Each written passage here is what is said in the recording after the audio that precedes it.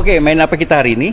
Ntar dulu, udah makan siang belum kalian? Nah, gimana ada apa dengan makan siang? Oh enggak, gue habis makan siang hilirisasi. Hilirisasi itu Hilirisasi daging, daun singkong sama kelapa. Satu teh lagi yang dikeringkan katanya. Itu tadi karena ada yang nyangkut soal hilirisasi teh gitu kan Gibran. Kalau gue tadi makan padang hasil hilirisasinya tadi. Nah, kebetulan minum teh tarik tadi gua. Oh gitu. Hasil hilirisasi. Berarti ngomongin hilirisasi Gibran, kita akan nyinggung soal Gibran nih. Soal Gibran. Boleh. Kan kalian nih sudah bekerja ya kan? Gue kan nongkrong kaki nih. Ya kan? Kelihatan sih bosnya. Oke, kita akan main Soal Gerakan melengsarkan Gibran yang lagi rame ini. betul. Jadi kami akan ngobrolin soal operasi para purnawirawan untuk melengsarkan Gibran Rakabuming Raka sebagai wakil presiden, dan juga ada hubungan Prabowo dan Gibran yang kabarnya memburuk ya Sen ya. gimana tuh Pram? Masa bos ditanya. Oh iya, balik kita semua. Di Menara Gading kita. Kita kabur aja yuk. Iya. Nanti Husein yang akan menjelaskan. Oke. Ya Pram. Wan, di sini juga ada penonton dari UPN Veteran Jakarta. Dada dong.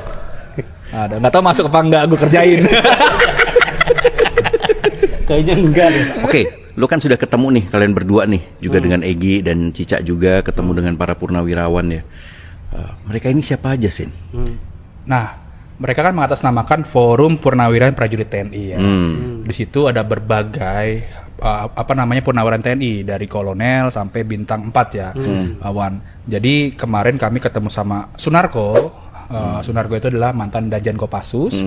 Lalu juga ketemu dengan Soeharto ya, marinir, dan beberapa jenderal lainnya lah seperti itu. Dan tadi bahkan Erwan menunggu rumahnya Pak Trisno seperti itu. Dapat wawancara eksklusif ya Wan ya. Alhamdulillahirobbilalamin. Karena hidup di Tempo itu ada 2 prinsipnya. Betul. Kalau nggak slow, Stefanus Pramono. Ini pesan yang nggak datang tadi. Ada gitu WA-nya. Oke. Nah, mereka ini mulai bergerak Pram sejak awal tahun ini. Nah, mereka itu mulai berkumpul-kumpul lah di rumahnya siapa namanya Pak Sunarko, di rumahnya Soeharto dan beberapa tempat-tempat lainnya. Intinya mereka ini kita harus bagaimana nih soal kondisi negara maupun soal Gibran. Karena mereka merasa Gibran ini menjadi biang masalah begitu ya. Ada yang menganggap bahwa Gibran ini karbit gitu. Dalam artian Pak Trisno, mantan wakil presiden saja perlu waktu 33 tahun dari dia aktif di militer lalu menjadi wapresnya Soeharto begitu. Ini Gibran dari Solo pun tidak selesai, lalu dia menjadi wakil presiden dengan cara mengobok-obok konstitusi begitu ya. Nah, mereka bergunjing segala macam, berdebat dan berdiskusi, akhirnya dirumuskan tuh 8 poin. 8 poin itu dirumuskan, selesai di awal-awal Februari. Selesai. Setelah itu mereka datang ke rumahnya Pak Trisno. Mereka menyampaikan, Pak, bahwa kami ini ingin menyatakan sikap bahwa kondisi negara sekarang seperti ini. Ada 8 poin ya. Yang pertama mengembalikan undang-undang dasar asli, lalu diantaranya soal Polri dibawa ke Mendagri, lalu juga mengusir tenaga kerja asing, dan terakhir adalah meminta pemakzulan Gibran. Begitu. Ya, tapi kenapa baru sekarang ya? Sebetulnya gini, Pram. 8 poin itu ya sudah diresahkan oleh mereka itu sejak akhir 2024 ya, Sen, kalau tidak salah itu. Cuma memang belum terlembaga dan belum terdiskusikan dengan baik gitu. Nah, baru kemudian dituangkan dalam 8 poin. Sebetulnya ada 9 poin satu lagi. Ya itu apa tuh satu lagi? Apa? Silakan. Kok takut sih? Ya, kabar yang beredar ya selama 1 minggu ini tentu sangat mengejutkan kita, dan ini saya rasa sesuatu atau hal yang sangat serius untuk ditanggapi, yaitu mengenai tuntutan Forum Purnawirawan TNI atau purnawirawan TNI kita yang sudah berjuang untuk bangsa dan negara ini, yang mencintai negeri ini, yaitu dengan tuntutan yang disampaikan, petisi yang disampaikan mengganti wakil presiden melalui MPR, yaitu Gibran. Ya, karena Gibran yang kita tahu yang menjadi wakil presiden saat ini. Dan apakah bisa Gibran itu digantikan? Seandainya bisa, siapa yang menggantikan? Nah tentu kalau kita melihat ya bagaimana purnawirawan TNI ini ya bukan main-main dalam mengatakan itu, dalam menuntut itu, gitu ya.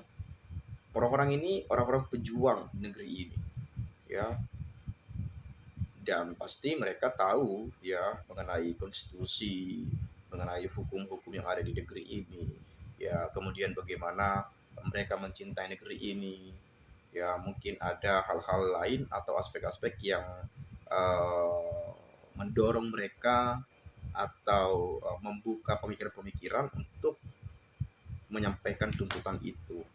Dan ini saya rasa hal yang sangat serius untuk ditanggapi. Dan kemudian apakah Gibran nanti bisa digantikan gitu ya, atau bisa dimakzulkan atau bisa di-impeachment gitu ya.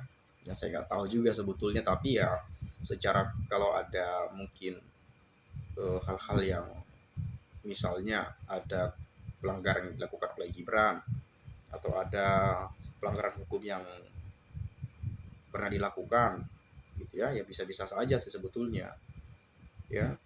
Dan Presiden Prabowo pun mengatakan ya saya menghargai tuntutan itu katanya ya. Nah menghargai ini kita nggak tahu responnya kode atau apa gitu ya, kita nggak tahu juga. Dan ke depan kita juga terus memantau ini apakah benar, apakah betul bisa digantikan atau bagaimana proses hukumnya nanti ya kita nggak tahu juga ya. Nah, kemudian kalau saya melihat di sini ada penyampaian dari Ashadi Rahmat ya. Kepemimpinan yang karbitan, kaleng-kaleng dinasti tidak mungkin mewujudkan efek positif dan pengaruh yang baik terhadap kepemimpinan masa depan. Alhamdulillah, semoga ke depan Indonesia memiliki pemimpin yang punya kapasitas cerdas dan beradab. Kalau dapatnya secara instan dan menghalalkan segala cara merusak demokrasi dan konstitusi Undang-Undang Dasar 45, ya pantaslah kalau diturunkan secara paksa. Ya menurut saya daripada diturunkan ya harusnya Gibran sadar ya mending mundur aja, mundur lebih terhormat loh gitu ya, lebih mulia daripada diturunkan paksa teman-teman ya.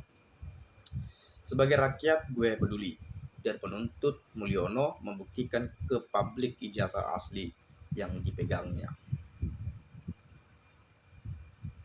Haram konstitusi harus segera dimakzulkan untuk memberi keyakinan pihak asing untuk menanamkan modalnya di Indonesia, optimis ekonomi dan melejit di Indonesia. Nah ini masalah perekonomian di Indonesia juga bagaimana memang kalau kita melihat ya investor asing berinvestasi di negeri ini, ya rasa-rasanya sih menurut saya kayak mereka mikir dulu beberapa kali, bahkan mikir satu sekali untuk berinvestasi di Indonesia. Karena melihat perpolitikan di Indonesia pun, melihat persoalan-persoalan di Indonesia pun, melihat kondisi-kondisi yang ada di Indonesia pun ya mereka kayaknya kurang yakin gitu ya untuk berinvestasi di Indonesia. Belum lagi politiknya seperti apa, belum lagi banyak para koruptornya, mafianya, perizinannya dan yang lain sebagainya. Jadi itu yang membuat mungkin ya investor asing ya enggan untuk berinvestasi di Indonesia. Mungkin kalau teman-teman ingat pernah Pak Jokowi mengatakan di IKN banyak investor ini dan lain yang datang. Tapi yang datang aja, bukan berinvestasi gitu ya. Bukan menanamkan modal gitu ya. Tapi ya saya nggak tahu juga sih ada apa enggak. Tapi rasa-rasanya kayaknya nggak ada deh gitu ya. Karena bagaimana mungkin investor masuk tapi kita menggunakan APBN kita gitu ya. Dan sekarang udah dipangkas habis sama Pak Prabowo karena memang itu betul-betul harus dilakukan efisiensi anggaran gitu ya, mengingat ada program yang mungkin ini menjadi program unggulan makan bergizi gratis dan mungkin ya melihat kondisi keuangan negara ya sedang tidak baik-baik saja dan hutang warisan Jokowi juga menumpuk banget ya, jadi miris hati ini teman-teman melihat negeri ini dipenuhi persoalan-persoalan ya. Tadi juga disampaikan oleh bocor alus Tempo ya bagaimana Gibran ya, tadi banyak sekali yang disampaikan. Pasti ada alasan juga untuk dapat memakzulkan Gibran, gak mungkin gak ada, karena banyak juga komentar-komentar yang saya lihat ya banyak juga yang setuju kalau Gibran diganti. Ya mungkin melihat kapasitas atau mungkin melihat keseharian Gibran atau mungkin bagaimana respon Gibran mengenai isu-isu publik, opini-opini publik, masalah-masalah, persoalan-persoalan yang ada di masyarakat saat-saat ini, bagaimana responnya, tanggapannya bagaimana. Dan kalau kita melihat 8 bulan ini, ya apa kerja Gibran, udah apa yang dilakukan, seperti apa janji kampanyenya sudah dibuktikan atau bagaimana. Nah itu kan mungkin menjadi sorotan, dan itu mungkin menjadi sebuah penilaian dari kita masyarakat Indonesia, sehingga ya banyak juga yang setuju gitu ya. Apalagi kalau mengingat kembali bagaimana proses yang dihadapi oleh Gibran pada saat pencalonan gitu ya, menabrak konstitusi katanya, ya, keberpihakan Pak Jokowi, dan mungkin hal-hal yang lainnya. Ya memang meskipun secara hukum ya pada saat itu sudah disengketakan pada Pilpres, sengketa Pilpres di Mahkamah Konstitusi sudah dibawakan ke MK ya, dan kemudian di PT UN sudah juga gitu ya, di DPR mungkin sudah juga ya hak angket katanya, tapi nggak jadi ya kalau nggak salah ya. Ya itu dia teman-teman ya. Ya mungkin Anda punya pendapat lain, bolehlah silakan kita diskusikan nanti di komentar ini. Mungkin dari saya itu saja. Saya minta maaf kalau ada penyampaian ucapan dan kata-kata yang tidak menyenangkan. Terima kasih, saya ucapkan sekali lagi salam inspirasi, salam NKRI, harga mati.